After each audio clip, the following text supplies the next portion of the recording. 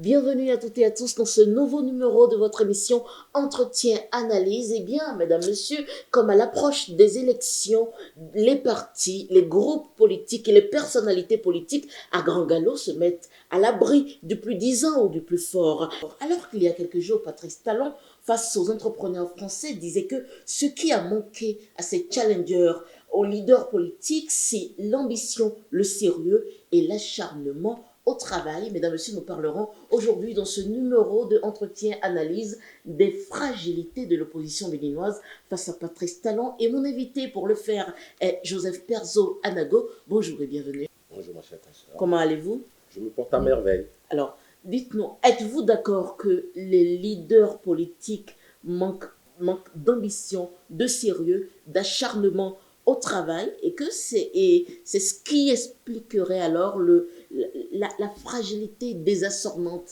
de l'opposition face à Patrice Talon? Personnellement, je ne partage pas entièrement le point de vue du chef de l'État lorsqu'il a fait cette déclaration en France, d'autant qu'il a généralisé. Si on généralise cette acceptation, je ne l'accepte pas. Par contre, on peut déceler au sein de la classe politique ou même dans des entrepreneurs cette apathie que l'on note, cet engouement à faire moins d'efforts qu'on note au sein d'une certaine classe politique, mais pas de façon générale. Et là, cela me rappelle une autre, une sorte de phrase ou des propos que l'un de ces entrepreneurs ou de ces politiciens ont tenu. Il s'agit de Richard Boni qui disait, comme si c'était pour faire du tac au tac à la déclaration du chef de l'État, il disait que l'entrepreneur qui ne maîtrise pas sa vision et est faussement sérieux et son labeur pourrait, si ce n'est pas bien géré, pourrait se révéler comme nuisible pour sa communauté. Je dirais donc que cela est valable aussi bien pour le politique que pour l'entrepreneur. Le politique qui croit que sa vision seule est la meilleure et qui ne l'a pas bien calibrée pourrait constituer un danger pour sa société et sa communauté. Et donc, c'est pour dire que ceci pourrait amener à cela. Alors, Joseph Perzo Anago, dites-moi finalement, qu'est-ce qui explique alors les fragilités? Qu'est-ce qui explique fondamentalement? Parce que juste après la fusion de l'UP avec le PRD, on assiste tous médusés à une vague d'absorption par l'UP de plusieurs partis d'opposition. On a, selon les bruits des couloirs, Aditi Foudé qui rejoint l'UP, on a Théophile Yaro qui s'étant annoncé non aligné, rejoint l'UP. On a eu Nathanaël Coty avec le Parti pour l'engagement et la relève, qui ont déjà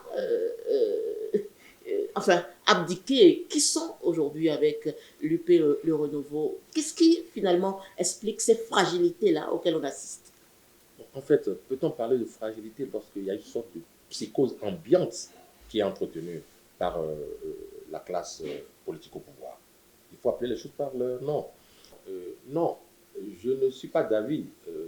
La classe politique, il ne faut d'abord pas généraliser, mais il faut aussi tenir compte de l'ambiance, du contexte qui est le nôtre en ce moment. Vous observez une classe politique qui vit dans la psychose générale. Sauf les partis de la mouvance présidentielle, les partis proches du chef de l'État peuvent aller venir, ne pas s'inquiéter. Vous avez vu la célérité, à la limite miraculeuse, qui a conditionné, n'est-ce pas, le récépissé de l'UP Renouveau, par exemple. C'est extraordinaire, vous n'imaginez pas. Joseph Perzo Anago, oui. Je ne vous coupe pas, mais c'était évident en ce sens que les deux partis qui ont fusionné ensemble avaient déjà leur base de données au ministère de l'Intérieur. Donc du coup, c'est vrai que ça étonne, mais il y a juste eu manœuvre technique, puisque le processus n'était pas à reprendre. D'accord. Ce n'est pas un nouveau parti qui est né, on va dire ça. Cher consoeur, si vous m'emmenez sur ce terrain, oui. Je pourrais aussi vous dire que le départ de l'ancien président de la Cour constitutionnelle en politique, et ça s'est effectué en 72, comme je l'avais rappelé tantôt, il n'étant pas membre au départ de ce parti politique, c'est à croire qu'il n'y a jamais eu de tête pensante ni de leader au sein de ce parti et qu'il eût fallu que ce soit lui qui surgisse un beau matin et qui en devienne le leader. Mieux encore, et ça c'est ce que moi j'appelle des miracles de la rupture, mieux encore, lorsque nous sommes un certain nombre à avoir remarqué que le délai imparti, n'est-ce pas, pour que quelqu'un d'autre puisse le remplacer véritablement à la constitutionnelle est déjà dépassé. On nous sort comme d'un chapeau de magicien un texte touffu, alambiqué, dont on ne connaît ni la queue ni la tête, pour justifier la chose. Vous voyez, quand ces choses se passent dans la clandestinité, moi, c'est ce que moi j'appelle de la psychose. On installe la psychose, et donc, à quoi conduit la psychose? La psychose conduit à ce que certains se disent, mais si nous n'allons pas à la rivière, quelqu'un l'a évoqué dans les années 90 ici, un homme d'État, si nous n'allions pas à cette rivière de la rupture, qu'adviendrait-il de nous?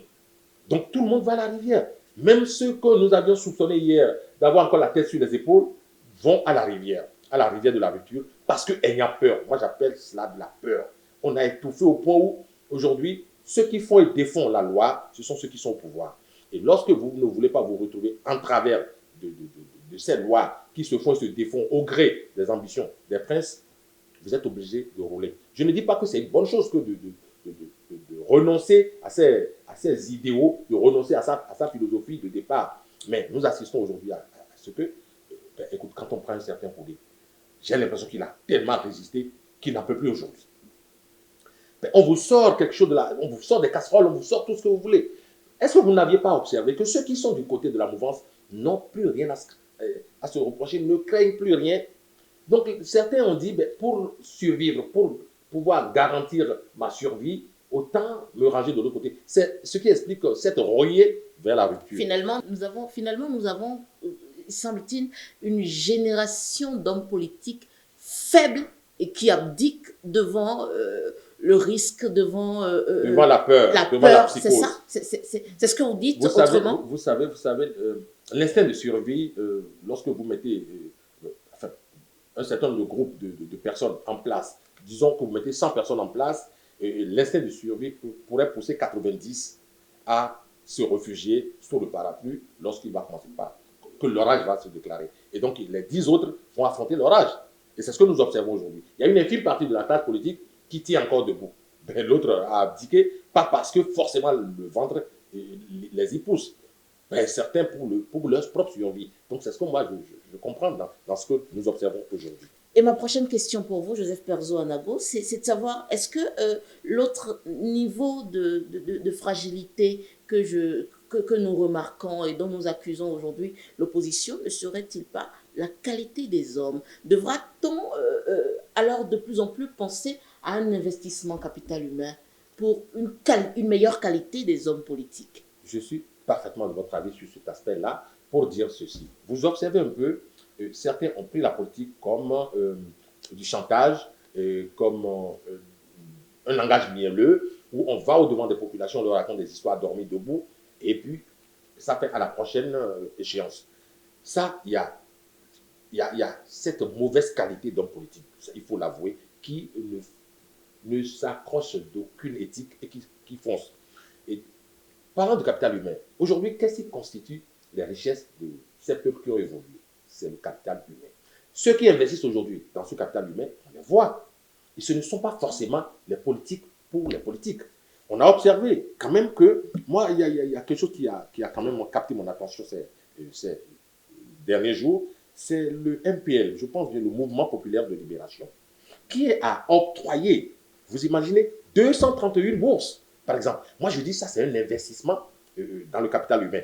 Et aux étudiants, et ceci, 2 filles plus un garçon dans chaque commune. Oui. Franchement, j'avoue, j'observais déjà du coin de l'œil ce parti politique, mais là, ils m'ont émerveillé, ceux-là, parce que c'est de ça qu'il s'agit en fait. Contrairement à certains hommes politiques qui périront toute la journée, qui crient à se fendre le gosier, mais qui n'apportent vraiment rien en termes de valeur ajoutée. Là, par exemple, moi j'ai aimé. Et moi je dis, je peux faire un parallèle pour dire qu'ils ne sont pas seuls. Il y en a d'autres. C'est comme celui-là. Il y a Richard aussi. Il y a par exemple Richard qui s'est découvert des vertus de politicien, mais et qui arrive à lier la réalité qui s'impose aujourd'hui à notre pays, à savoir améliorer son capital humain. Qui a lié cette réalité? Vous n'êtes pas sans savoir qu'il a lancé une multitude d'opérations qui ne se portent pas si mal que ça. Et, en mars dernier, au détour d'une conversation, j'ai supprimé des propos du genre je voudrais porter un financement en apport personnel de 50 millions, par exemple, à ces jeunes qui vont se distinguer de par leur initiative. Je trouve que c'est merveilleux. Et mieux encore, depuis, vous observez dans pratiquement tous les départements, ou la plupart des communes, il organise des activités qui tendent, n'est-ce pas, à renforcer les capacités. Et c'est ça aussi, investir dans le capital humain des jeunes et des entrepreneurs. Il le fait inlassablement. Et j'observe ces faits et je me dis, voilà quand même quelqu'un qui ambitionne de devenir un homme politique et qui ne perd pas de temps pour regarder les réalités en face. Libérez les hommes, offrez-leur la connaissance, offrez-leur des possibilités de se prendre en charge et vous aurez bâti une nation. Et donc c'est ce que j'observe aussi bien au niveau de MPL que au niveau de Richard Boni. J'admire ces gens de gestes. Et est-ce que vous pensez que, sérieusement, entre nous, que nos populations sont prêtes pour ce type de politiciens? Malheureusement, non. Malheureusement, parce que, mais là, il faut dire aussi que c'est là où il y a cette duplicité qu'on observe en politique. C'est-à-dire que le plus gros menteur, le plus gros bonimenteur est celui qui est perçu comme le bon politicien. Malheureusement, celui qui ne s'embarrasse d'aucune éthique, vous allez voir, il y a une flopée de gens qui l'accompagnent et se rendent compte après parce que lui, il vient avec un bol de riz, juste au passage, vous préparez votre riz, vous mangez 2 jours et c'est fini. Vous pourrez crever après, ça ne lui dit plus absolument rien, il a déjà le pouvoir. Par contre, vous observez, par exemple, on prend un parti politique comme le MPL qui octroie 231 bourses. C'est à vie sur 3 années, Oui. si je ne m'abuse. Oui, sur 3 années. Et à l'opposé, on observe un certain Richard Boni qui, depuis des mois, s'ingénie à former des gens en entrepreneuriat. Oui. Et il les appelle, je crois bien, top entrepreneurs. Le programme Top Entrepreneur. C'est extraordinaire. Vous voyez, on pourrait encore en compter. C'est vrai, je ne voudrais pas m'aventurer sur un autre terrain, on me dira chose. On a vu ici un homme politique qui investissait dans le sport, qui a créé des installations sportives, qui investissait dans ci et dans ça, qui crée des écoles. Bon, aujourd'hui, on n'en parle qu'au passé, c'est vrai, je fais cette parenthèse pour dire, voilà par exemple des gens qui peuvent impacter leur environnement, qui peuvent, n'est-ce pas, véritablement créer de la valeur ajoutée. Et cette jeunesse en a besoin, et non de paroles mielleuses. Il y a plus de paroles mielleuses aujourd'hui, et c'est ce qui m'amène à dire qu'effectivement, la classe politique chez nous est infestée de plus de caïmans que de dauphins. C'est ce que moi je puis dire. Mais est-ce que, j'insiste, est-ce que ce n'est pas notre sociologie qui le permet et qui nourrit ça? Face à ça, que faut-il faire? Parce que le programme emploi, par exemple, du MPL, à côté du programme Top Entrepreneur de Richard Boni-Uoru, oui. Pour quelle pérennité, après, finalement, si les personnes pour qui on le fait ne comprennent pas et ne saisissent pas l'enjeu? Évidemment, le brouhaha est beaucoup plus percutant du côté de ceux qui n'offrent rien. Vous imaginez, lorsqu'on parle du programme de Richard Boni et de celui des 231 bourses, sur 3 années oui. Qu'offre ce jeune parti politique, beaucoup de personnes n'en parlent pas. Et je sais qu'il y en a qui vont s'ingénier à faire en sorte qu'on n'en parle pas. Nous en parlons maintenant, certains ne vont pas s'y attacher, simplement parce que ça ne fait pas leur bonheur qu'on en parle. Parce qu'eux, ils vivent de grosses paroles mielleuses. Je parle de certains politiciens apathiques. Ben, c'est cela. Maintenant, vous voyez, lorsqu'il y a un boucan de tonnerre sur un programme qui n'en est pas un programme politique qui n'en est véritablement pas un, nous allons vous construire des cités, nous allons vous construire la vie, nous allons vous construire même vous-même, sans véritablement une base solide. Les gens sont ébahis et écoutent parce que juste après ça, il y a quelques bols de riz qui sont partagés. Je ne fais aucune injure à ceux qui tombent dans ce panneau. Par contre, lorsqu'on prend un programme d'entrepreneuriat piloté par un certain Richard Boni ou par un parti politique qui offre des bourses jusqu'à hauteur de 231 sur 3 années, lorsqu'on est en face de ça, l'intérêt n'est pas perçu tout de suite. C'est ça en fait le problème. L'intérêt n'est pas perçu tout de suite parce que le MPL n'a pas offert un bol de riz. Il n'a pas offert un peu de sucre ou des t-shirts ou quelques billets de banque. C'est pareil aussi pour un Richard Boni, par exemple, qui, en offrant aux jeunes entrepreneurs, aux top entrepreneurs, comme il le dit, des opportunités, n'est-ce pas, de se former pour se bâtir et avoir de la valeur ajoutée. Et des moyens. Et des moyens en plus, oui, oui. il offre. Mais certains n'y accrochent pas parce qu'en fait, lui, il y met de la qualité. Parce qu'il impose à ces jeunes d'avoir un certain nombre de compétences, de suivre un certain nombre d'étapes. Et donc, c'est déjà un peu trop compliqué pour certains jeunes qui n'ont pas compris l'enjeu. Finalement, le choix de la facilité culturelle l'emporte. Non, je ne vais pas faire cette injure à mon peuple, mais je dis, quelque part, ceux qui font du bruit et du brouhaha sont plus nombreux et sont plus performants que ceux qui font du sérieux. Mais il y a ceci qui peut nous rassurer, avec le temps, ceux qui sont en train d'insémer aujourd'hui du bon et un capital humain solide l'emporteront tôt ou tard. C'est une évidence. Parce que lorsque dans une famille, on se rendra compte que grâce au programme du MPL ou de Top Entrepreneur de Richard Boni, il y a eu éclosion d'un certain nombre de jeunes entrepreneurs. Là, ça va commencer par devenir sérieux. Qui réfléchissent autrement. Oui, et ceux-là seront des porte-voix pour dire, voilà ce qu'il nous faut. Aujourd'hui, l'Afrique n'a pas besoin de gros mots enchanteurs. L'Afrique a besoin de formation, d'éducation. Et ceux-là le font déjà. Ces deux cas qu'on a cités sont des cas assez palpables. Joseph Perzo-Anago, nous tendons vers la fin de cet entretien-analyse, mais nous ne partirons pas sans aborder la question des législatives. Il y a peu, on a ouï dire des Béninois résident, enfin de la diaspora, ont demandé qu'on boycotte les législatives prochaines. Que dites-vous par rapport à cela? Ces Béninois de la diaspora ont avancé les raisons qui les poussent à dire que bonnet blanc, blanc bonnet. Qu'en réalité, les conditions pour aller à des élections libres, transparentes et équitables ne sont pas réunies. Ils ne sont pas passés à côté du panneau, pas du tout. C'est-à-dire, ils sont dans le vrai. Dans la mesure où, quand on observe aujourd'hui, il y a quand même un certain nombre de règles qui n'ont pas été mises à plat avant qu'on ne court vers les élections.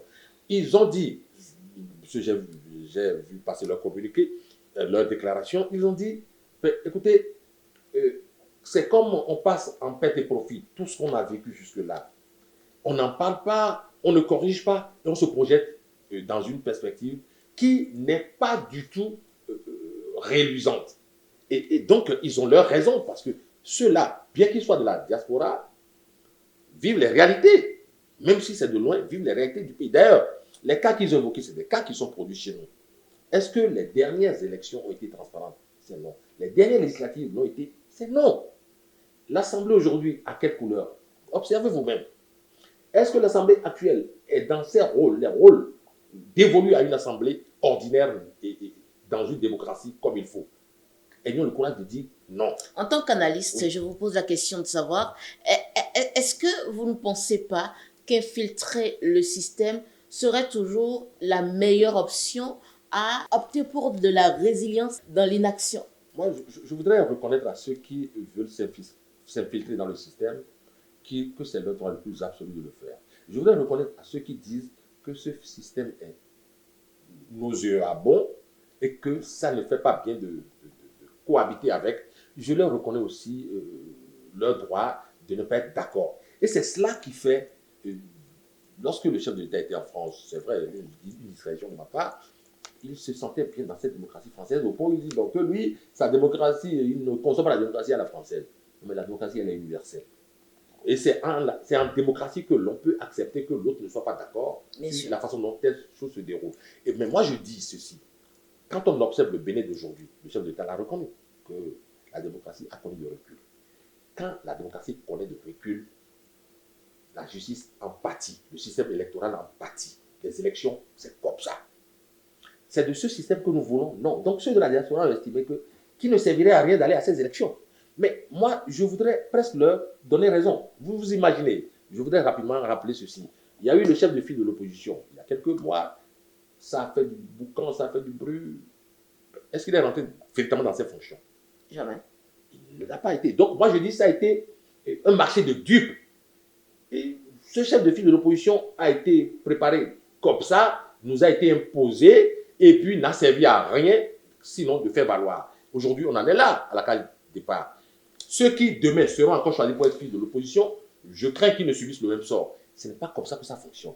Et donc, si certains ont estimé que ça ne vaudrait pas la peine d'aller aux élections, c'est leur droit le plus absolu. Mais ceux qui, malgré tout, ont voulu jouer dans de la résilience et ont dit nous allons infecter le système, c'est leur droit le plus absolu. Le résultat, je le vois venir. Je ne vais pas le révéler maintenant. Joseph Perzo-Anago, vous êtes analyste. Merci d'avoir répondu à nos questions. Je rappelle, vous êtes également directeur de publication de la dépêche Afrique Info. Merci de nous avoir reçus chez vous. C'est moi.